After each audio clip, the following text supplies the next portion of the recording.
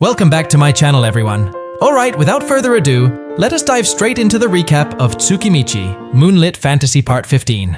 The story begins with Makoto starting his search for a hot spring source in the Kaleneon region. He certainly does not depart alone. Serwhale and Levi accompany him. Both of them come from races that live in the sea, more precisely, aquatic beings who are accustomed to the world below. However, the freezing conditions on land turn out to be a nightmare for them. Makoto is initially confused by their condition. Logically, sea races should have no problem with low temperatures, especially since they are used to northern waters. However, Serwhale immediately corrects that misunderstanding. He explains that the temperature of the ocean is far more stable and feels warmer compared to the land air that is directly struck by snowstorms. For sea races, the barrage of freezing winds on land is suffering of an entirely different level. Among the three of them, Levi is the one who suffers the most. She keeps complaining while begging Makoto to return him to a warmer place. Seeing Levi's condition worsening, Makoto eventually decides to send her back to Asora so that he will not become a burden during the search. With that, the journey continues with only Makoto and Serwhale. While pushing through the storm, Serwhale repeatedly expresses his amazement. He cannot understand how Makoto can move freely in extremely cold environments without showing any difficulty at all, whether it is frozen land, the deep sea, or harsh aerial terrain. Hearing the praise, Makoto simply responds in a relaxed manner, admitting that he is actually forcing his body with the help of magic to stay warm.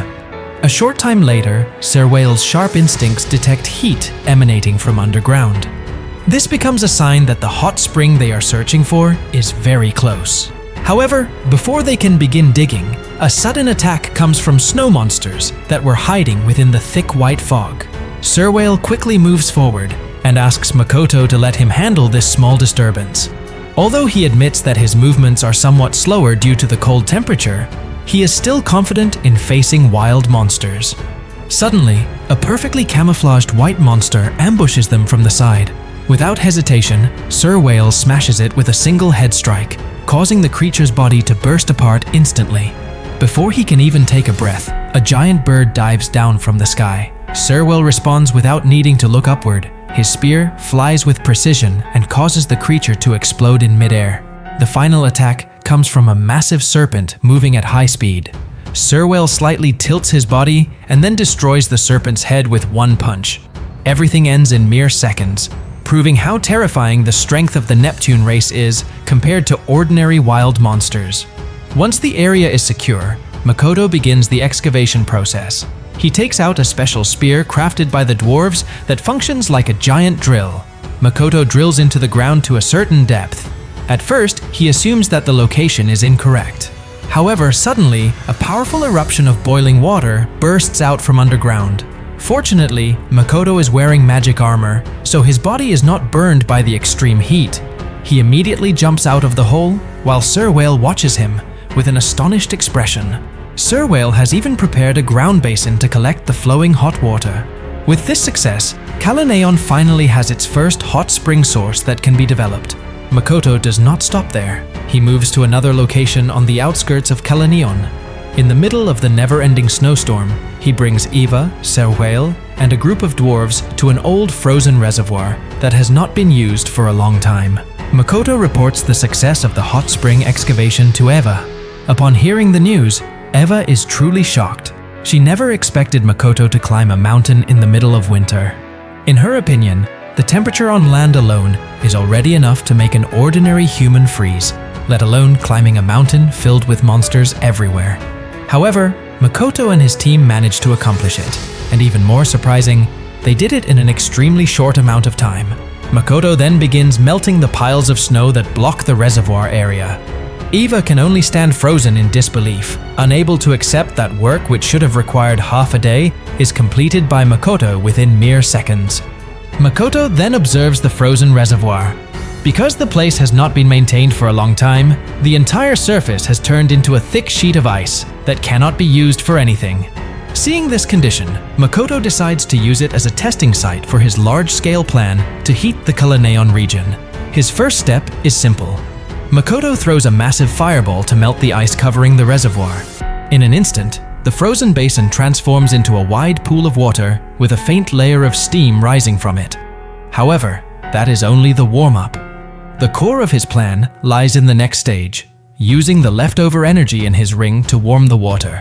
Makoto takes out one of his Draupnir rings from his pocket. The ring has already turned a bright red, an indication that it is filled with extremely dense and burning magical energy. His plan is simple. Submerge the overheated ring into the cold water, allow the energy stored inside to slowly flow outward, and the water will gradually become warm. In his mind, the concept sounds ideal, but reality is far from his expectation. The moment the superheated ring touches the freezing water, the extreme temperature difference triggers an uncontrollable reaction. The entire surrounding area is instantly swallowed by thick steam, and then a massive steam explosion erupts outward like a bursting geyser. Makoto reflexively activates his magic armor to withstand the violent blast of scorching vapor spreading in all directions. Once the tremor subsides and the steam slowly clears, Makoto looks at the aftermath of his experiment. The warm water pool he imagined does not form at all. Instead, a small lava crater has appeared, and the Draupnir ring is calmly floating above the melted ground without even a single scratch. The experiment is a complete failure. Makoto turns to Serwhale and asks what exactly happened. Serwhale, in a tired tone, gives a very logical answer. Dipping superheated metal into freezing water will obviously cause a massive explosion. He considers it basic knowledge, but Makoto can only laugh awkwardly while scratching his head. Makoto then turns to Eva to apologize, but she shows no reaction whatsoever. Eva stands completely still, her face pale, her eyes wide open staring straight ahead, without responding. Only then does Makoto realize that Eva has fainted while standing, shocked by the explosion. Since Eva is completely unconscious, Makoto decides to return. Sometime later, after Eva regains consciousness and the situation calms down, Makoto immediately apologizes sincerely. However, Makoto does not have much time to rest.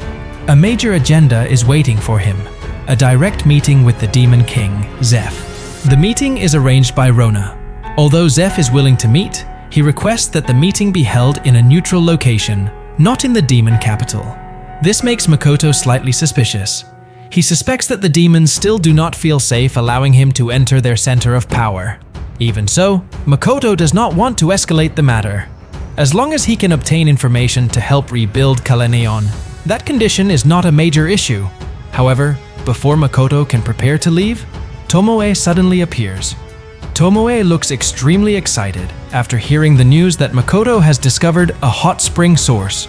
She immediately states that she wants to go there and try bathing in it. However, Makoto reminds her that the temperature of the water is still far too hot, and that no living creature would be able to withstand it. If Tomoe truly wants to enjoy a hot spring bath, Makoto suggests that she should search for another source in Asora. Tomoe explains that she has already tried searching for hot springs in Asora, but every time she digs into the volcano there, she only finds gemstone ore instead of hot water. Because her desire to experience the hot spring is so strong, Makoto eventually entrusts the management of the Kaleneon hot spring to Tomoe. Tomoe immediately looks extremely enthusiastic. After Tomoe leaves, Ehma and the elder dwarves arrive to meet Makoto. Ehma wants to confirm the news regarding the hot spring discovery, as well as ask for an explanation about the Draupnir ring incident that caused the massive explosion at the reservoir. Ehma warns Makoto to be more careful because the ring contains dangerous energy that could trigger destruction at any time if used carelessly. Makoto admits his mistake. He acted too recklessly and did not consider the consequences. The discussion continues as Ehma and the elder dwarves present a spear that has already been fitted with a Draupnir ring. The weapon is capable of producing a large explosion and would obviously be useful in war. However, its weakness is clear. The user would also be caught in the blast because its explosive radius is extremely wide. They are still trying to find a way to use the energy of Draupnir effectively without endangering the wielder. If they succeed, they could create an extraordinary weapon that utilizes the leftover energy from Makoto's rings. Although the idea of creating Draupnir-based weapons is effective, as a way to dispose of Makoto's used rings, Emma notices something far more important than a simple destructive tool. She focuses on the strangest part of the incident at the reservoir. The ring that Makoto threw did not break. even though it triggered a massive steam explosion. Even stranger, the ring became stable and was able to endure inside the lava created by Makoto. For Echma and the Elder Dwarves, this is not a coincidence. This is a golden clue. If they can understand how the ring remained intact and capable of releasing heat energy, then the function of Draupnir could be completely transformed. From a dangerous object that constantly threatens to explode, Draupnir could be converted into a stable energy source that can be used for development. A sort of miniature power generator capable of supporting a city. To assist with that research, Makoto finally explains every technical detail of the incident to them without hiding anything. After finishing his business in Kaleneon, that night, Makoto travels to the location of his meeting with the Demon King, Zeph. Under a dark, star-filled sky, the meeting takes place in a neutral location arranged by Rona. Once they meet, Zeph immediately requests that the conversation be held privately, just the two of them with no guards. As usual, Zeph begins the conversation by attempting to persuade Makoto to lean slightly towards supporting the demon race. However, Makoto remains firm. He and the Kuzunoha company will not take sides with anyone. Hearing that answer, Zeph simply laughs softly, as if he had already predicted that response. The tone of the conversation suddenly shifts when Zeph asks about Sari's condition. Makoto answers that Sari is doing well. However, Zeph does not stop there. He asks whether Makoto has impregnated Sari. The question shocks Makoto instantly. Zeph, on the other hand, looks confused by Makoto's exaggerated reaction, because to him, the question is completely normal. Makoto quickly explains that he has never had sex. That answer only makes Zeph even more shocked. For him, Makoto's age is the period when sexual desire is at its peak. He is bewildered at how Makoto can restrain himself to such an extent. Zeph even gives advice that holding back sexual desire is not good for one's health. Makoto can only respond that such personal matters are none of Zeph's business at all. What matters is that Sari is safe, and he has never done anything improper. After that strange topic passes, their conversation finally enters something more serious. Makoto explains that his primary purpose for meeting Zeph is to discuss Kalaneon. He wants to understand how the demon race deals with extreme winter, as well as learn how they manage their land and maintain the condition of their territory when the weather changes drastically. Zeph answers honestly. He says that although he himself is capable of building large cities in cold regions, the same method cannot be applied everywhere. Every land has different characteristics. Some can be cultivated, and some cannot be developed at all. Even so, Zeph still shares suggestions that Makoto can use. One of them is to create a dome-shaped barrier to protect an area from extreme weather. However, he also emphasizes that Kaleneon is not a simple region to handle. In the past, when it was under the control of the demon race, Kaleneon was never intended to be a populated city. There were only a few civilians living there, and its function was more of a military transit point rather than a long-term settlement. Makoto finally understands why the fortress in Kaleneon stands alone without any large city surrounding it. The region was never meant to become a residential area. Zeph adds one more thing. He has no intention of reclaiming Kaleneon because the territory is not worth it. Both summer and winter are extremely harsh there. The cost of maintaining the snow is very large, and building a city in that region requires multiple times more energy and manpower.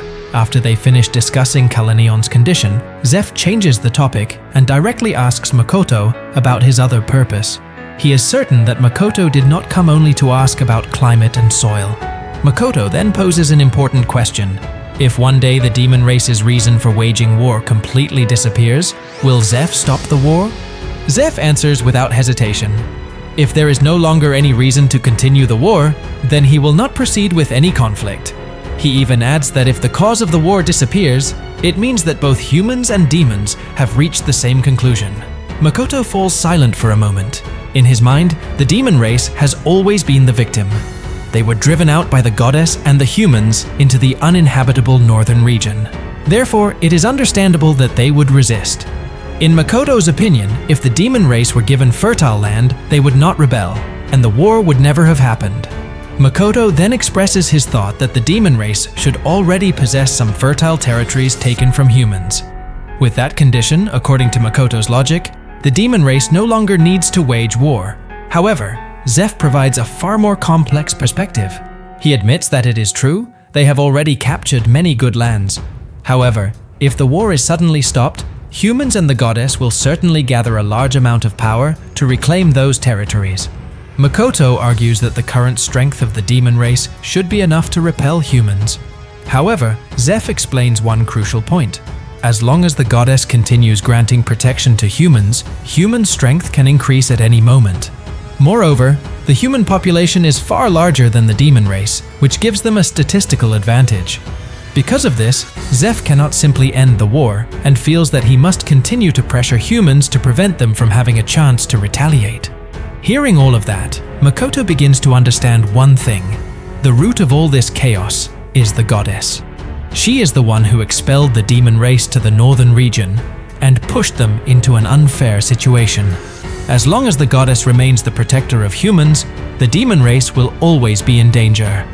Their conversation starts heading towards something deeper when Zeph says that Makoto must be planning to invite the demon race to relocate to a new place. He knows this because Sari had already anticipated such an idea before she joined Makoto. Sari even predicted that Makoto possesses a place that is extremely safe. However, Zeph delivers a bitter truth. The number of demons who would be willing to relocate will not be many. Many of them still hold deep hatred toward humans and the goddess, and they choose to continue fighting. Even so, Zeph does not reject Makoto's idea entirely. He offers an interesting suggestion. Zeph explains that there is a small group of demons led by 10 individuals who possess authority. They are a minority faction who are tired of the war and instead long for peace. For the demons who still wish to continue fighting, the existence of these 10 individuals is like a thorn in their flesh. They cannot be removed because of their status and competence, but they also cannot be kept in a government structure built for war.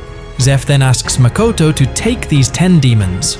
All of them have experience in territory management, administrative capability, and would become valuable assets for Kaleneon.